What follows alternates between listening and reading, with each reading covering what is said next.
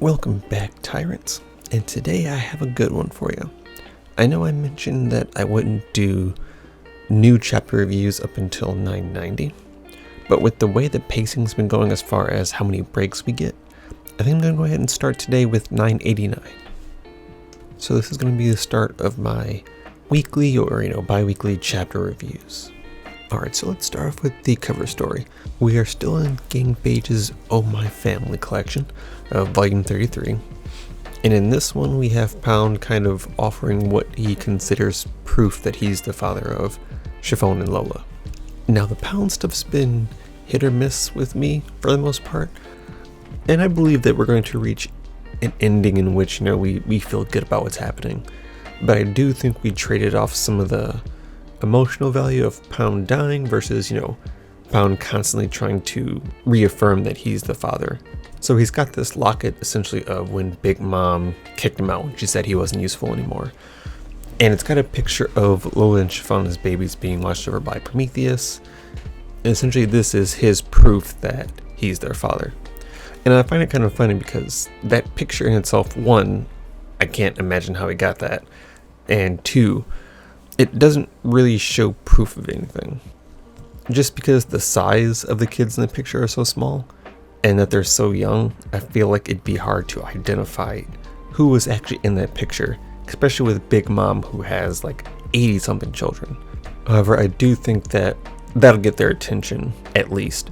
So they'll either let him aboard or they'll listen to him again and eventually get to the point where like maybe he is our father. But now onto the chapter. So we start with everyone kind of clearing out the way from Big Mom after Frankie nails her with the bike. We have Big Mom knocked out on the ground, and then we kind of have some of the Straw Hats collecting in one spot. We have Frankie, we have Brooke, we have Jinbei and Robin coming over, we have Nami. So as a lot of like the Beast Pirates and the fodder people are clearing out, we have some of the Straw Hats coming in. And then we pan over to Luffy, who's congratulating Frankie on a job well done. He's like, nailed it, perfect, I'm gonna keep going, you guys keep doing good work. And as he's moving forward, he tells Shinobu that Yamato's on their side, that's someone they can trust. And then comes an interaction which I hadn't really thought of up until this point. But Yamato tells Momo that, I'm Odin, I'm going to protect you. And the reactions of Momo and Shinobu are to be expected. You have this random person who looks like a member of Kaido's crew saying that they're the man that, for Momo, I'm your dad, and for Shinobu, I'm the person that you admired and looked up to for so long. So Shinobu dips. She uses smoke jutsu and she pretty much gets away.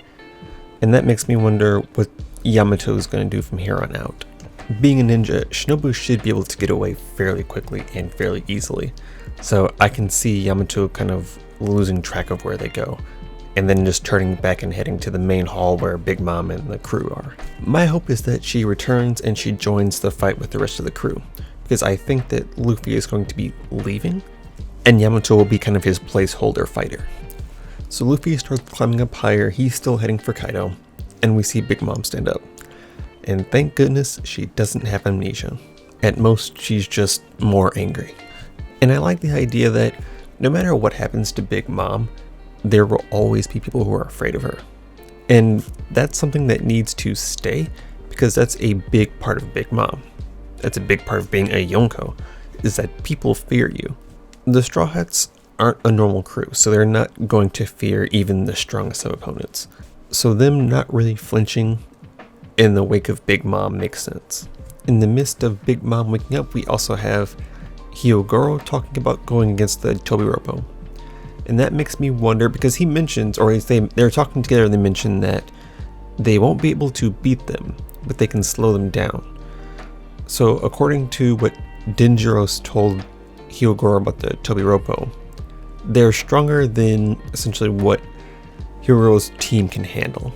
So it sounds like they'll either be leaving the main area to find the Tobiropo, or they'll just wait for them where they're at, and then when they come, they'll engage. We get some funny dialogue between Big Mom and Brooke. She's mentioning that she hasn't seen Soul King in a while.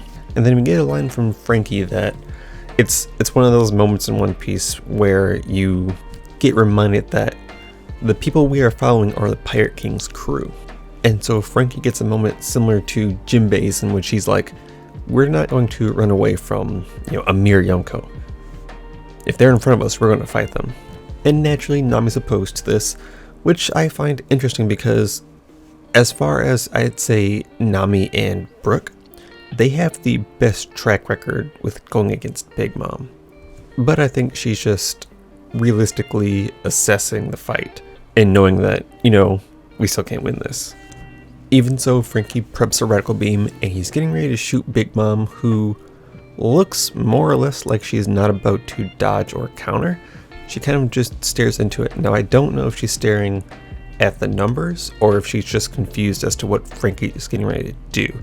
Either way, it looks like she would have just taken that, and I'm assuming it wouldn't have done a lot to her. At most, it's just another thing to push her back.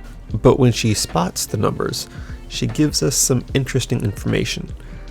Apparently, these numbers are failed ancient giants, experiments from Punk Hazard, and we know that means Caesar.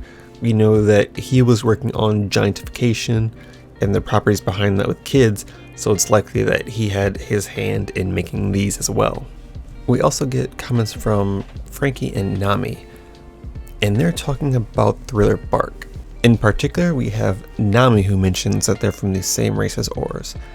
Now, if she's just saying they look alike, or if by some way she knows that they're the same race as Oars, we don't really know. But it's interesting to think that perhaps with Kaido's ties to Onigashima and the possibility of whatever that giant skull is belongs to the Oars race, that Kaido gave Caesar some kind of DNA of previous giants for that experiment. Design-wise, I actually find them kind of boring. They just seem a little bit bland as characters that have been silhouetted for a while. And they also don't seem as big as they did when they appeared with Apu. They're still large, but you see the characters around them, and this may be a focal perspective, but they seem just really big as opposed to massive giants. It also makes me wonder, are there any successful giants? My assumption is no, just because it seemed like Caesar failed in pretty much all of his experiments. Nothing was ever like 100% this works. So I'm going to assume that his ancient giant experiment was the same way. But we see that one of the numbers has the brachio tank in its hand. Naturally, Frankie sees that and he's ready to attack, so he switches his focus over to shooting his radical beam at one of the numbers. And he lands a hit, which looks like it does a decent amount of damage to the giant. I'd imagine that it's just down for a little bit, but it did get knocked down, so I think that's a good feat. However, Frankie takes his eyes off Big Mom, which is clearly a problem, and she goes in for the attack. And although this leads to a cool moment with Jinbei and Robin, I think it is fair to point out that Frankie wasn't going to take that attack. If he gets hit with whatever Big Mom's dishing out, that probably would have been the end of them for this arc. You can even see in his face that he realizes he made a huge mistake.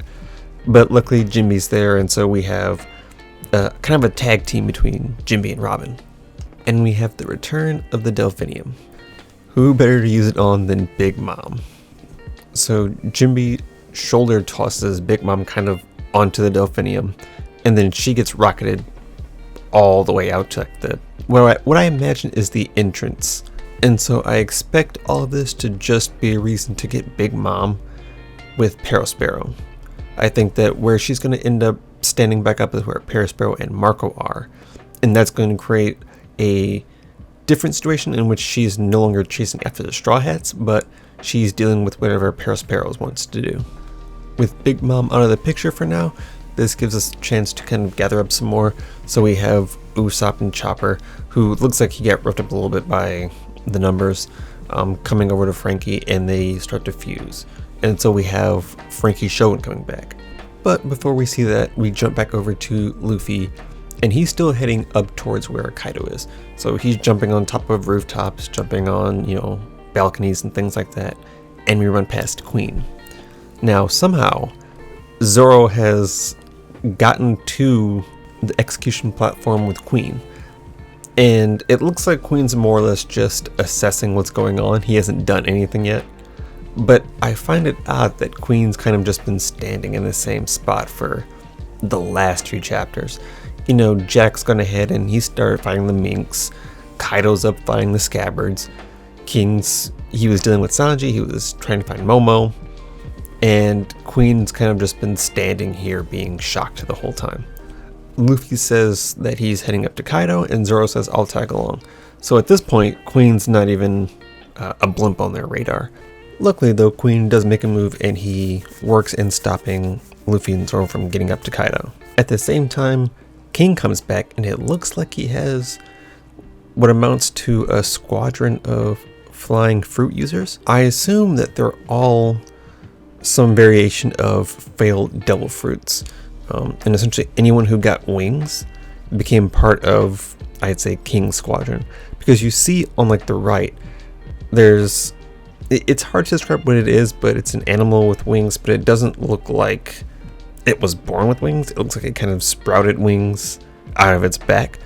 Whereas you have other animals here that have wings for arms, or they look more natural with wings. So I think it's probably a mixture of maybe smile users and actual devil fruit users that all have flying abilities.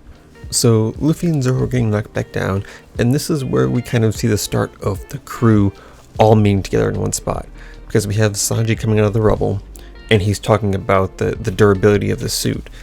What I assume he means by the suit kind of annoying him is that the suit is durable enough to where this is actually quality, this actually does something, and it kind of annoys him that he might have needed that to survive that interaction with King.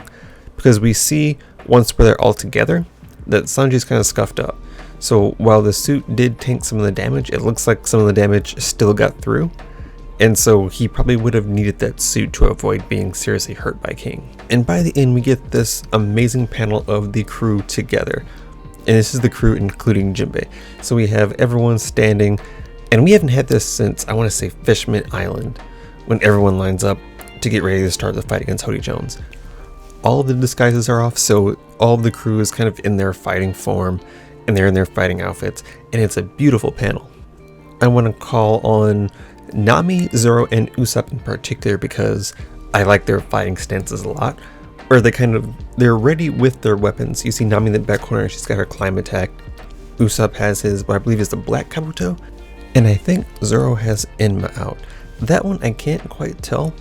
I thought it was the Wado Ichimonji at first, but I think the hilt is a little bit different. But again, we get this amazing panel of just the crew together, and it makes me wonder if we are going to see the crew fight together. What I expect for the upcoming chapter is something like the crew does start to fight together. I'm expecting to see pretty much a mirror of what happened in Fishman Island, where we're fighting in the same area. You know, everyone's getting their kind of mini fights, and Luffy's kind of trying to charge ahead to the big fight. My assumption is that Luffy is going to make it some ways away from the main fight, and in his place Yamato's going to come. And with Yamato coming to the main fight, that also brings the Tobiropo in. So we're going to see a lot of people converging on this one area here within the next chapter or two. And that'll start the big fights. That'll start the, you have the ulti, the page 1. You have Who's Who, Black Maria, possibly Sasaki. I don't know if he's going to be free by this time, but we're going to see the big names fight. I personally don't see a lot coming from the numbers. I think they'll go down, maybe not fairly easily, but they will go down within a short amount of time. They aren't going to be a huge threat. Even with Luffy aiming for Kaido, I don't think he's going to get far enough to get there before the Scabbards are defeated. Within the next chapter or two, we're going to cut back to that fight, and what we're probably going to see is what I assume the middle to ending. I bet some of the fighting has already started, and what we're going to see is the scuffed up Scabbards, and then they're about to do their strongest attacks. They're about to do their main attacks and see what they can do to Kaido. But that's it for this chapter review. I might do an update for it when the official release comes out on Sunday. But please let me know if you liked it. Please let me know if you disliked it. Go ahead and comment, subscribe, and you guys have a great day. Bye.